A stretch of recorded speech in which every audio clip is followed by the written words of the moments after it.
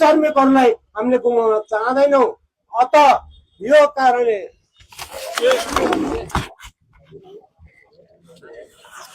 सामाजिक सञ्जाल चलाउँदै गर्दा सम्भवतः यहाँहरू सबैले यो समाचार पनि देख्नुभयो होला र भिडियो पनि देख्नुभयो होला। यो एकदमै दुःखद घटना थियो।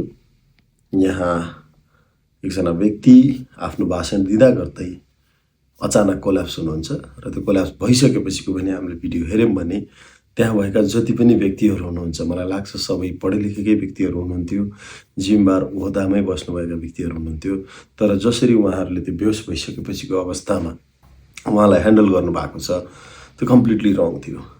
एउटा मेडिकल पर्सनल भइसकेपछि र विशेष गरी इमर्जेन्सी मेडिसिनमा यस्तो अवस्थामा के गर्ने भन्ने कुरा आफूलाई थाहा हुँदै गर्दा यो दृश्य देख्दाखेरि कतै त्यो व्यक्तिलाई हामीले बचाउन सक्थ्यौँ कि, यदि त्यो भिडभाडमा कोही पनि एकजना जान्ने व्यक्ति भएको भए उहाँको ज्यान बचाउन सकिन्थ्यो कि भन्ने जस्तो महसुस भयो।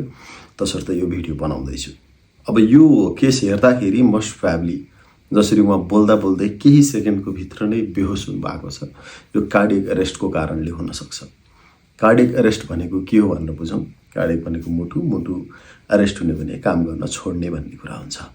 अब मुटुले काम गर्न छोड्यो भने मुटुले सञ्चार गर्ने रगत पनि हाम्रो शरीरभरि सबै ठाउँ पुग्न सक्दैन र विशेष गरी ब्रेनमा टाउकोमा पुगेन भने नपुग्ने बित्तिकै हामी बेहोस हुन्छौँ। तपाईँ कुनै पनि अवस्थामा, चाहे त्यो कार्डियक एरेस्टमा होस् अथवा तपाईँ कहिलेकाहीँ जुरुक्क सुतेको अवस्थाबाट उठ्दाखेरि पनि हुनसक्छ, होइन, यसलाई पोस्चुरल हाइपोटेन्सन भन्छौँ। तपाईँको दिमागमा रगत कम हुने बित्तिकै शरीरले अटोमेटिक तपाईँलाई ढलाइ नै दिन्छ। कहिलेकाहीँ खेलकुद गर्दा गर्दै हामीलाई एक्जर्सन बेसी भएर पनि हामी बेहोस हुन्छौँ। कहिलेकाहीँ हामीले लामो समयसम्म खाएका छैनौँ भने पनि बेहोस हुन्छौँ। कारण सबैको एउटै हो, हाम्रो दिमागमा अक्सिजन र खाना भनेको ग्लुकोजको मात्रा नपुग्ने बित्तिकै केही सेकेन्डमा नै हाम्रो शरीरले हामीलाई ढलाइदिन्छ। त्यसको कारण के हो भने हामी ढलेको पोस्चरमा हाम्रो मुटुबाट दिमागसम्म रगत पुग्न सजिलो हुन्छ र त्यसपछि सामान्य अवस्थामा आफै पनि होस आएको हुन्छ। तसर्थ केही कुराहरू छन् जुन हामीले भिडियोमा गलत देखिराखेका छौँ। पहिलो कुरा त त्यसरी कोल्याप्स भइसकेपछि यदि मुटुको धड्कन नै रोकिएको छ भने चाहिँ केही मिनटसम्म, 3-4 मिनटसम्म भनौँ, यदि दिमागमा रगतको सञ्चार पुगेन र खाना र अक्सिजन पुगेन भने ब्रेन डेड हुन्छ, जसले गर्दाखेरि हामीले ब्रेन डेड भइसकेको व्यक्तिलाई चाहिँ हामीले रिभाइभ गर्न सक्दैनौँ। तर यो केसमा मुटुको सञ्चाल आफै बन्द भएको छ, तर मुटुलाई कृत्रिम रूपमा हामीले सञ्चालन गर्न सकिरहेका हुन्छौँ। त्यसलाई हामी सिपिआर भन्छौँ। बाइस्ट्यान्डर सिपिआर भनेको एकदमै सिम्पल प्रोटोकल पनि छ र सिम्पल वेमा हामीले गर्दै गर्दाखेरि कमसेकम हामीले कृत्रिम दिएको दबावले पनि मुटुबाट अक्सिजन पम्प भइ नै राख्छ र सिपिआरको दौरानमा हामीले माउथ टु माउथ अक्सिजन पनि दिने गरेका हुन्छौँ। र अरू सुविधाहरू छ भने अक्सिजन मास्क लगाएर पनि हामीले सिपिआर दिने गर्छौँ। तर यस्तो केसमा हामीले बाइस्ट्यान्डर सिपिआर नै गर्छौँ। र सबैभन्दा मुख्य कुरा के हो भने 90% जस्तो कार्डियक एरेस्ट हस्पिटलभन्दा बाहिर नै हुन्छ। हामी सुतिरहेको बेला, हिँड्दै गर्दा, अपार्टमेन्टमा बस्दा होस्, अफिसमा होस्, कुनै पनि ठाउँमा हामी यसरी बेहोस हुन सक्छौँ। अब यो केसको कुरा गर्दै गर्दाखेरि चाहिँ हामीले सिपिआर गरेर उहाँलाई बचाउन सक्थ्यौँ। हामीले यस्तो घटनाहरू कहिलेकाहीँ खेल मैदानमा पनि देख्न पाउँछौँ। डेनमार्कका खेलाडी एरिक्सनको पनि कार्डियक एरेस्ट भएर ग्राउन्डमै ढलेको देखेका थियौँ भने सँगैका अर्का खेलाडीले इमिडिएट इन्टरभेन गर्दाखेरि चाहिँ उनको ज्यान बचाउन सकिएको थियो। र यस्तो केसमा हामीले अस्पताल पुग्नुभन्दा अगाडि नै सिपिआर दिँदै दिँदै अस्पतालसम्म पुर्याउन सक्यौँ भने थुप्रै ज्यान बचाउन सकिन्छ भन्ने हो। हामी अहिले कार्डियक एरेस्टको मात्रै कुरा गरिराखेका छैनौँ। अस्ति भर्खरैको आन्दोलनमा पनि हाम्रा कलिला निमुखा दाजुभाइहरूले, दिदीबहिनीहरूले ज्यान गुमाउनु भयो। त्यहाँ गोली चलेको थियो, कतै घाइते हुनुभएको थियो। त्यो जति पनि आन्दोलनमा सरिक हुनुभएको थियो उहाँहरूले आफ्नो हरदम प्रयास गर्नुभयो। तर त्यसैलाई अझै टेक्निकली राइट प्रयास गरेको भए केही ज्यान थप बचाउन सकिन्थ्यो होला। हामीले त्यही नजिकै फर्स्ट एडको केही प्रावधानहरू मात्रै ख्याल गर्न सकेको भए उहाँ र त्यसरी चाहिँ हामीले हस्पिटल पुर्याउन सक्यौँ, सायद थप ज्यान जोगाउन सकिन्थ्यो होला। यो एकदमै महत्त्वपूर्ण स्किल हो जसलाई हामीले basic emergency life support training भन्छौँ।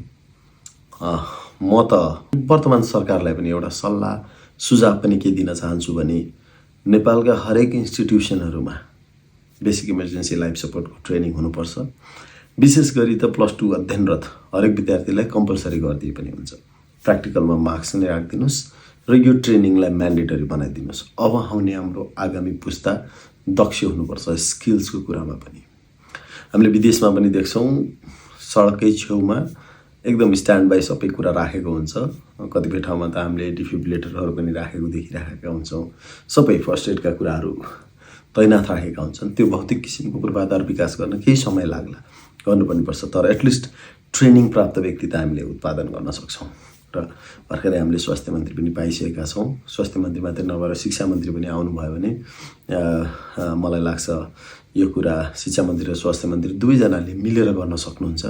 दुवैजना अब्बल व्यक्ति हुनुहुन्छ होइन। यो एउटा इम्प्लिमेन्ट गर्न सके अत्यन्तै राम्रो पनि हुन्थ्यो। र सँगैसँगै चाहिँ अब यति भनिसकेपछि के गर्ने त यस्तो अवस्थामा थोरै म भन्छु। कति सोसियल मिडियामा ट्युटोरियल पनि होलान्, त्यसकै भरमा चाहिँ हामीले स्किल डेभलप गर्न सक्छौँ भन्ने चाहिँ अलिकति आँट नआइहाल्ला। त्यही भएर ट्रेनिङ मस्ट इम्पोर्टेन्ट। तर अपार्ट फ्रम द्याट हामीले गर्ने के भनेपछि कहिले पनि कोही व्यक्ति तपाईँको वरिपरि बेहोस हुनुभयो भने सुरुमा उहाँहरूलाई प्लेन ठाउँमा सुताइदिनुहोस्, टाउकोलाई अलिकति पछाडितिर टिल्ट गरिदिनुहोस् ताकि एयरवेज खुला होस्। गरेर मुख खोलेर हेर्नुहोस् जिब्रोले अब्स्ट्रक्सनहरू केही गरेको छैन भनेर।